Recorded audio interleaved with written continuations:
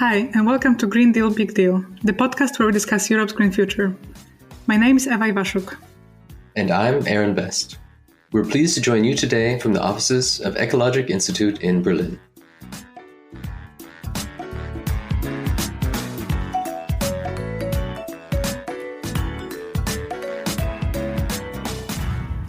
In this podcast series, we explore the ins and outs of the European Green Deal, which is the EU's flagship environmental initiative. And so far in our podcast, we have covered a range of topics, including circular economy, transformation of food systems, or the mobility transition. And of course, we keep on referring to the main goal of the European Green Deal, which is achieving net zero greenhouse gas emissions in the next 30 years. These are all areas that will require an enormous amount of investment to reach the goals of the European Green Deal. And in fact, the European Commission estimates that to achieve the goals of the plan, it will need to mobilize at least €1 trillion in sustainable investments over the next decade.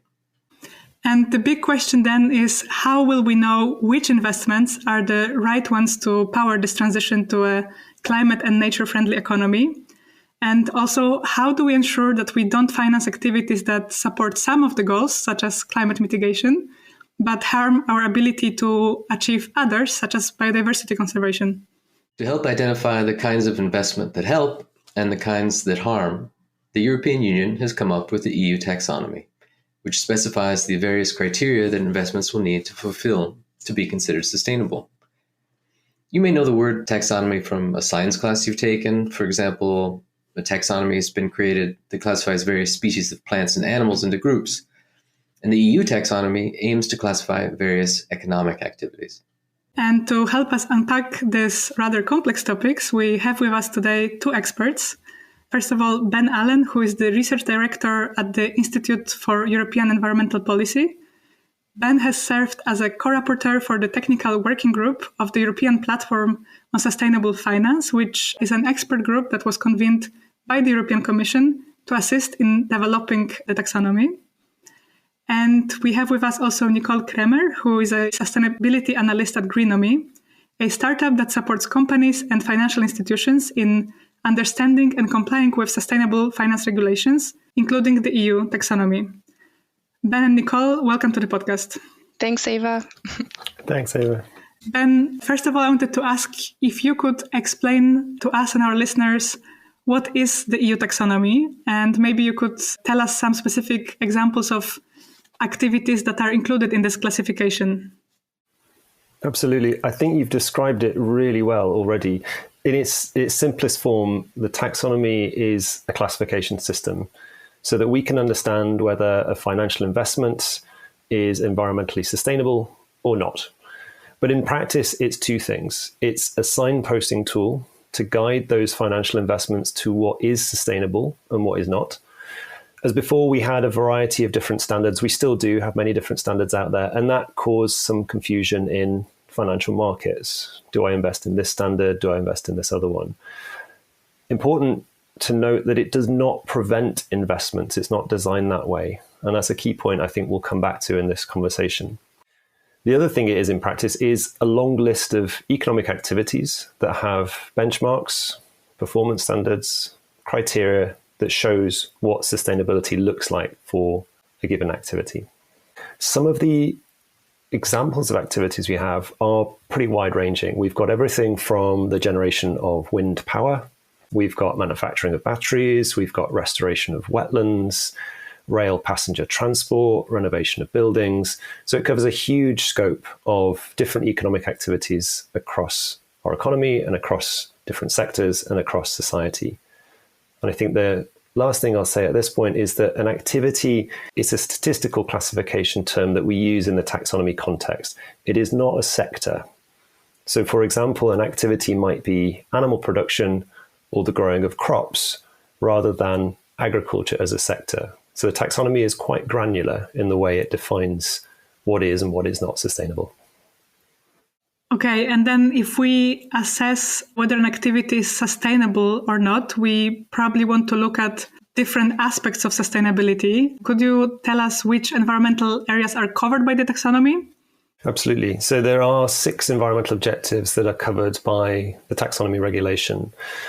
These are climate change mitigation, adaptation, the sustainable use and protection of water and marine resources, the transition to a circular economy, pollution prevention and control, and the protection and restoration of biodiversity and ecosystems.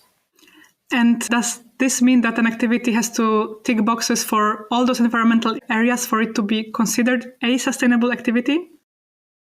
Yes and no. And this is how the taxonomy works. So the requirement of the taxonomy regulation, which is where the taxonomy comes from, is that you must deliver a substantial contribution to at least one of these 6 objectives. And by substantial contribution, we mean above a certain threshold of performance or a certain contribution level, which we consider substantial or significant or major.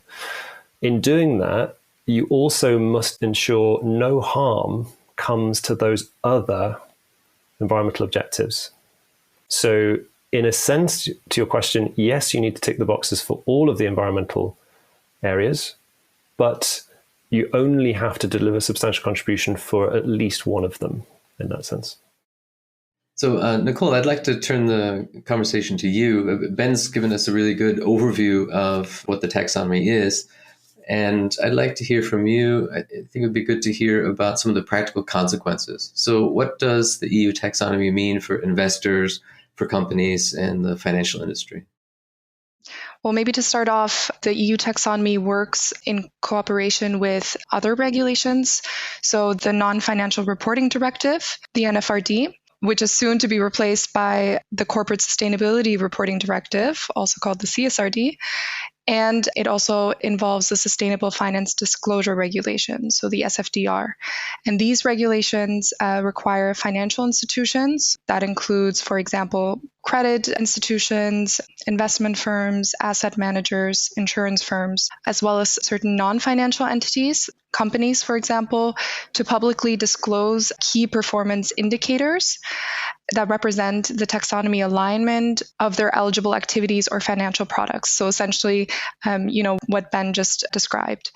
So right now, the taxonomy covers large companies that fall under the scope of the NFRD and that have over 500 employees and a balance sheet of more than 20 million euros or a turnover of more than 40 million euros. So it really is sort of the big players at the moment. And likewise, also financial market participants, such as asset managers, will have to disclose to what extent the activities that their financial products fund or meet the EU taxonomy criteria. And since January 2022, these players have had to report on their EU taxonomy eligibility. And from 2023 onwards, large companies will also have to publish the alignment of their activities, which means that they will actually have to go through the technical screening criteria that Ben described that is covered under the taxonomy. And just quickly to add to that, also the CSRD will increase the number of companies that will be required to comply. So large companies with more than 250 employees will also be included, as well as all listed companies. You've described some of the different compliance criteria and some of the reporting requirements. I'm wondering, that all sounds complicated. It sounds like a lot of work. We are talking about 1 trillion euros of investment that needs to be guided here to meet the goals of the European Green Deal. So, of course, there's some work involved in that. But maybe in a nutshell, what are the benefits of the EU taxonomy from a company perspective? Yes, definitely. It is quite complex, but in terms of the benefits, so especially for companies, the company EU taxonomy alignment is likely to be a key consideration for investors and for lenders when they're making their financial decisions. So this means that by showcasing how sustainable their economic activities are, companies can, on the one side, of course, demonstrate how they contribute to a low carbon green economy, and they can attract green investments and help shift investments where they are needed most. But the EU taxonomy paves the way for corporates as well as financial institutions to make green investment choices, but it also helps to define and achieve and communicate measurable sustainability objectives, and then in that sense also mitigate greenwashing. And to add to that also is that the sort of the taxonomy and going through that process can also help to create and innovate sustainable products and services, and just overall, as said already, contribute to and accelerate the transition to a lower carbon economy. So if I'm new at a company and need to help it achieve compliance with EU taxonomy, what are some of the near-term things that I would need to be thinking about? So what are some of the next steps? Yes, so this is a very good question, and I think it also leads into maybe some of the challenges. Implementing the EU taxonomy involves different fields of expertise, I would say, and sort of assembling an implementation team that can cover these different areas. I think legal expertise is needed to understand the legislation, financial expertise to sort of identify and compile all the financial components, sustainability expertise to also understand and decipher the requirements of the technical screening criteria and how to meet them, as well as just sort of a team that can generate the business data that is needed for the technical screening criteria. And assembling this team and expertise and also complying with the taxonomy at this point, of course, brings some challenges. So the first is, that the legislation is vast, technical, very specific. There are over 2,500 data points. And as mentioned by Ben, it's tailored towards different economic activities and environmental objectives. So this can be overwhelming, it can be confusing, and also maybe difficult, to kind of figure out where to get started. And I think there are two responses. So companies are either looking to build and develop their expertise in-house, or to outsource these expertise and gain support from external advisories, for example. I think from Greenomy's perspective, this is sort of where we've also come in to provide a direct response to these challenges, or to help companies and financial institutions to go through these steps. And we also have a mission to create a shared global market infrastructure for sustainable finance reporting and to accelerate this process. And what we've done is we've codified all of the new EU sustainable finance legislation. So that means the taxonomy, SFDR, CSRD, into an ecosystem of portals that really caters to all stakeholders. As Nicole has mentioned, the EU taxonomy is already in operation and something that companies in Europe already begin to understand and begin to comply with in quite a complex process. But I wanted to now take a step back and ask if you could tell us a bit of the political backstory of this topic, and maybe explain how did the idea of creating such a classification of sustainable activities actually made it on the political agenda? Sure. It's potentially quite a long story to tell, and I suspect if you ask different people, you'd get a slightly different answer. But I think we can trace that back to a few aligning threads. So in 2015, we had the Paris Climate Agreement. We also had the commitment to the UN 2030 Sustainable Development Goals. And the Paris Agreement specifically includes a commitment to align financial flows with a pathway towards low carbon and climate resilient development. And that triggers a series of strategies and communications that come out of the European Commission. In 2016, we have the Capital Markets Union communication, which was partly in response to those international commitments, but also in response to the initiative around growth and jobs. We see a high-level expert group being set up, known as the H-Leg, by the Commission in 2016. And that was tasked with 3 areas of advice: steer the flow of public and private capital towards sustainable investments, identify steps the financial institutions and supervisors should take to protect the stability of the financial system from risks related to the environment. That's a key part in relation to the taxonomy. And then deploy these policies at pan-European scale. And the various expert groups that have arisen since then start to bring forwards the contents of the taxonomy, the sort of working methodology, the concepts behind it. And we see the taxonomy regulation itself come into force in 2020. And that gives the legal basis then for the taxonomy itself. It describes what should be in the taxonomy and its general scope.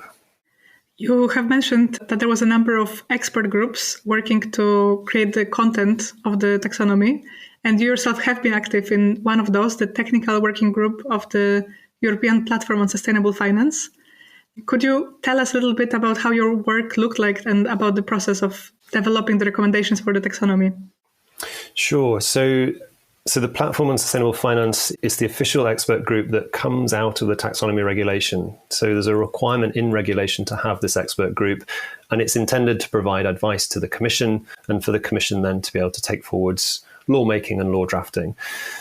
Within that, there's various subgroups, and the technical working group was tasked specifically on developing the technical screening criteria, we call them. You could call them performance standards, you could call them sustainability criteria, but essentially the criteria by which we would judge whether an economic activity is green or not. That process took 2 years. The mandate of an expert group of this form is a 2-year period. We started in 2020. We did this entirely remotely because of COVID and the various lockdown restrictions. So that was a learning process in and of itself. And we've worked on around 100 different economic activities across a range of different environmental objectives, which we mentioned earlier in the conversation. We had to work out what our methodology was to address and deliver these sustainability criteria. That built on work of the European Commission's Joint Research Centre, which had taken ideas from some of the previous expert groups and developed this into a consistent methodology.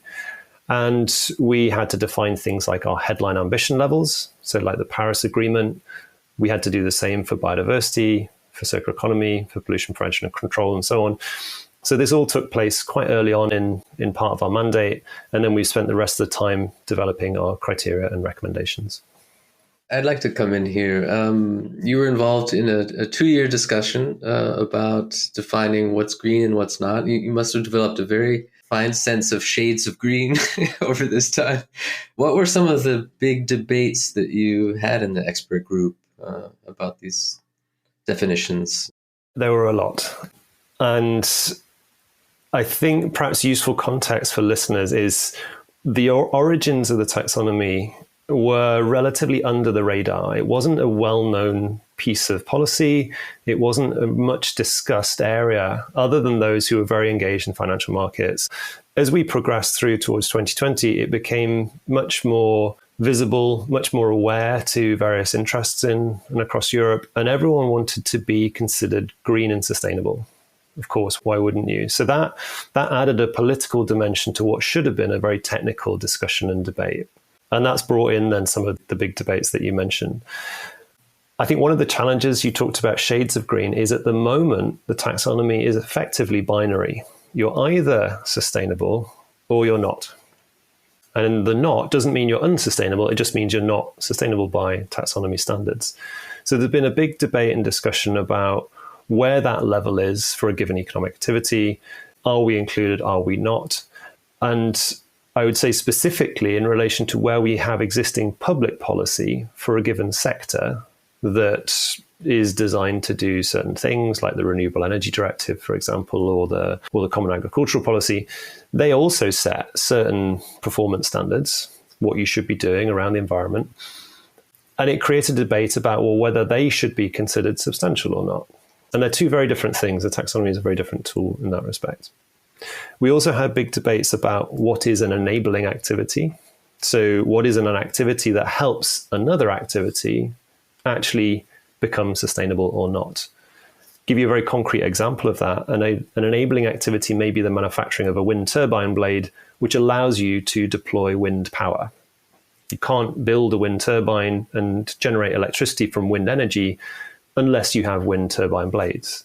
But that raised the question, well, how small a component or how far upstream do you need to go to still be or not be an enabling activity? So if I make screws or bolts, am I still considered enabling or not? That was a big discussion, and that's something that we've concluded on in the last few months, actually. So your work in the technical expert group is done now, is that correct?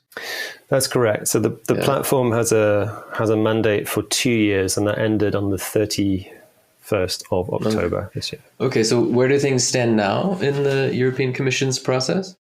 So we, as an expert group, we make our recommendations to the Commission.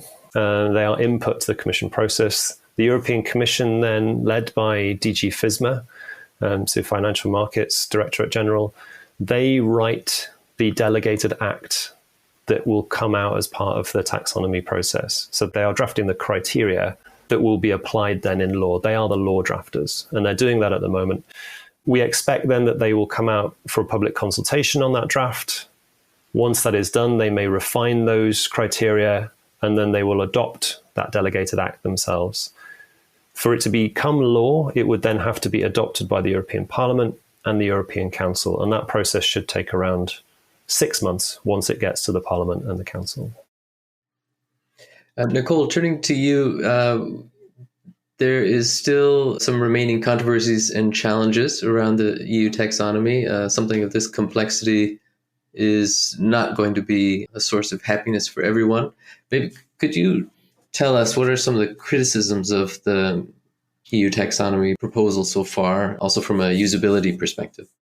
Yes, it's a huge reporting burden for, even larger stakeholders, but especially smaller players that will also be required to comply in the next years. And I think on top of that, it's also quite new. And as we've already said, complex and very much still under development, meaning that there's more information or more requirements to come. So I think overall, trying to stay on top of everything and really combing your way through sort of this reporting burden is one of the main criticisms from a usability perspective. And Ben, turning to some of the environmental issues, what are the remaining controversies at this point in order to get to some sort of political agreement?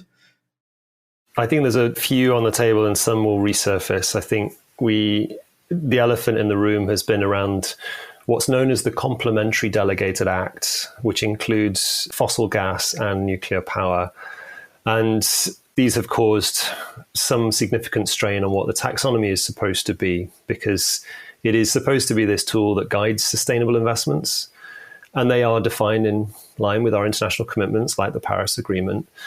And yet we have a delegated act which says that you can invest in fossil gas or nuclear power where we can't guarantee the environmental safety of the waste produced, and therefore they're called sustainable. And that's really cast a bit of a shadow over the taxonomy. It's subject now to legal challenge. The Commission is being legally challenged by some member states on the inclusion of these two activities. So that's running on in parallel, and that's, it's caused us a lot of political headaches in the process. Yeah, I think that this issue is how many of the members of the public first heard about the taxonomy, as it made quite a lot of headlines that fossil gas and nuclear power were considered sustainable. So thank you for shedding a bit of light on that. To wrap up the interview, I wanted to ask both of you, what do you think should be the next steps when it comes to future development of the taxonomy? As you have mentioned, this is still a legislation, a framework that is being developed. It's a process. And from your expertise and understanding, what do you think should be the most urgent next steps to improve the approach of the taxonomy?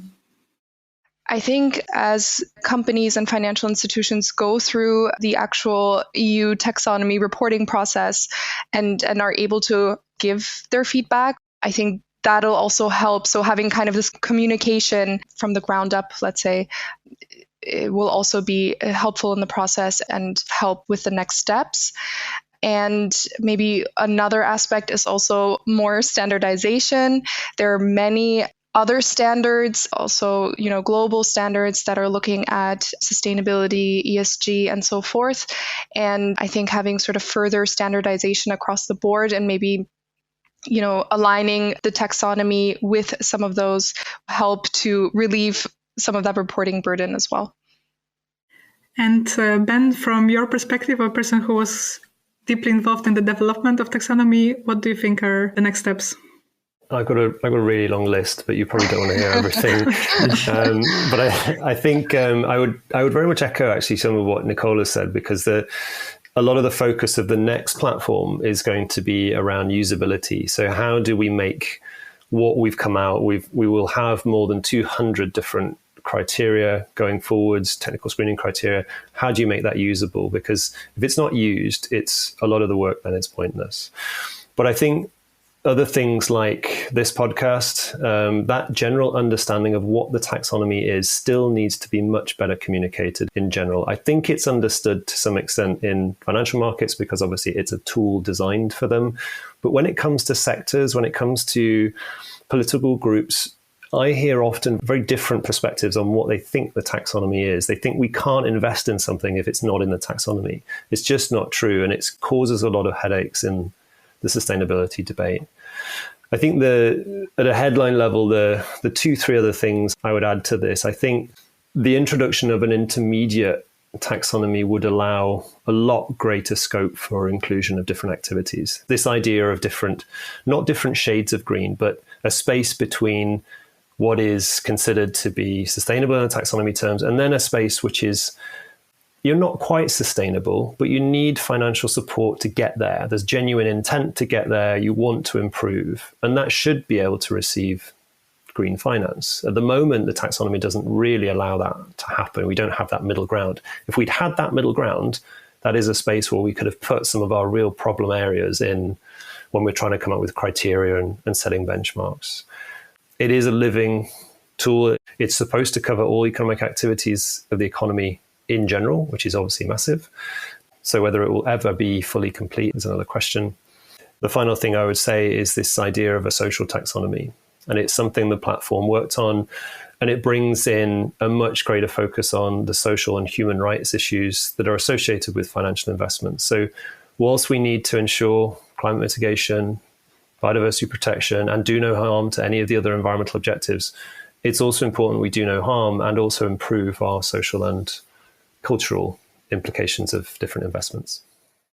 Nicole and Ben, thank you so much for joining us today and for unpacking for our users and for us the EU taxonomy and some of the finer points that are hidden within this very important issue. Thanks for the invite. I hope this has helped to clarify some of the complexity of the taxonomy from a usability perspective. It really does deserve more airtime and more understanding. And thanks also from my side. I definitely agree there's so much more to this, but I'm happy that we were able to provide some of the key aspects and highlights around it.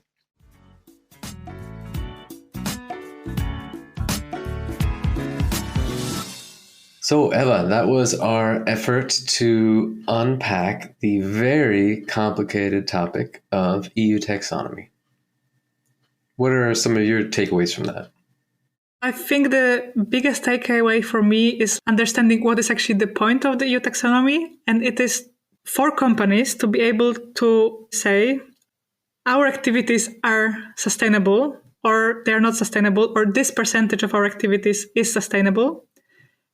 And for the financial institutions to be able to say, this part of our investment portfolio is sustainable, is going towards addressing climate change or addressing the biodiversity crisis.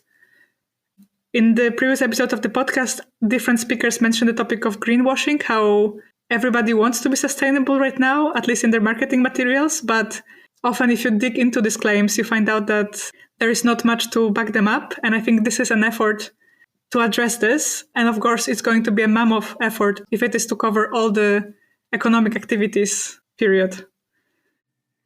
Yeah, one of the things that strikes me is that there's sort of a paradox at the heart of this whole thing, that how the complexity involved in attaining clarity. The whole point of this is to have it be very clear whether you're contributing to sustainability or not. Yeah, it sounds so complex. I mean, when Nicole was describing the things that companies will need to do, report on, I had trouble following some aspects of that. And I think companies may as well, but that complexity will actually reduce complexity elsewhere. I think that's important that we keep that in mind, that it's very hard work, it's very difficult work to keep it all straight and get those rules defined and then comply with those rules. But it's all in the name of clarity so that we know what sustainable is, we avoid greenwashing, and we direct 1 trillion euros of investment in the direction of a green economy. I think that's right. And indeed, for me, it's interesting to understand, what does it mean from the perspective of company? And Nicole has mentioned what sort of team you would really have to assemble within your company to do this reporting right. And I think it's also interesting to understand that we have the 6 environmental areas that Anne has mentioned. It's climate, adaptation, mitigation, biodiversity, circular economy, and 2 more.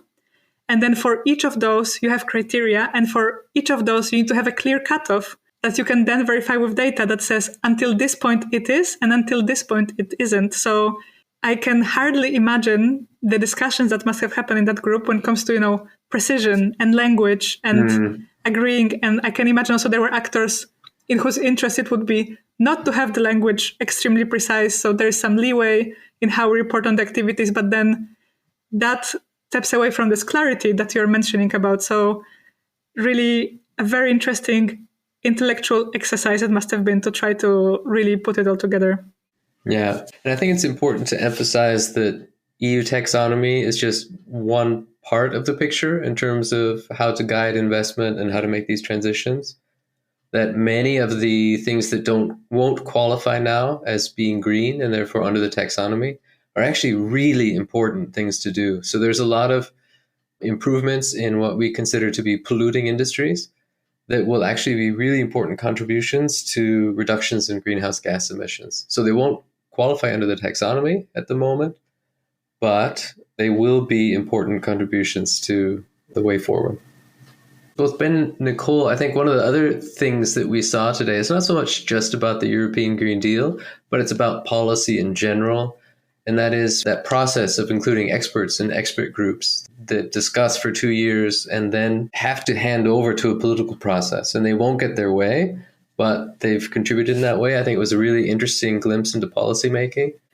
I actually would like to pick up on what you have just said when it comes to these expert recommendations, because I'm not sure how clearly they did sound out in the podcast, but it's so important to understand that indeed there were all these experts who did debate 2 years on all this kind of fine-tuned criteria. But then those were just recommendations that were provided to the European policy process. And then this had to be reframed by the European Commission, debated by the European Parliament, and then debated within the European Council, which are the representatives of all the member states' governments. So the final shape and wording of the taxonomy differs quite significantly from, or to some extent, from what the experts have recommended there. So it's also interesting to understand how policy is made. And we do have a lot of good expert input, but then at some point politics also plays a role. And of course, we live in an imperfect environment and not everything is informed by science, but it's also interesting to understand that also different interests have to be somehow considered and involved here. So for me, that was a very interesting insight into this policymaking process.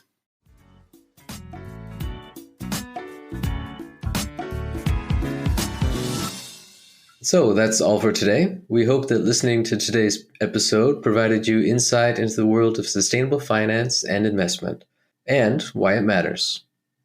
In the next month's episode, we'll talk about the question of governance, or in other words, who takes decisions about the content of the European Green Deal and who is responsible for making it happen. In the meantime, we have some exciting news. We've launched our webinar series, where our listeners have an opportunity to directly interact with the experts, ask their questions, and share their views on the different aspects of the European Green Deal. You can learn more on our website, greendealbigdeal.eu, follow our Instagram channel @greendealbigdeal to be notified about upcoming webinars and podcast episodes. You can find other episodes of this podcast on all major podcast platforms and apps, including Spotify, Apple, and Deezer, as well as on YouTube. Please subscribe to the podcast to find the new episodes in your feed. This podcast is part of the European Environment Initiative, funded by the Federal Ministry for the Environment, Nature Conservation, Nuclear Safety and Consumer Protection. The ministry supports this initiative on the basis of a decision adopted by the German Bundestag. The production of this episode was additionally supported by Stiftung Mercator. The podcast is produced by Carl Lehmann, Ewa Iwaszuk, and Aaron Best. Sound design by Lena Abley, graphic and web design by Jennifer Rahn. Special thanks to Mike Jakob, Camilla Bausch, and Michael Lawrence.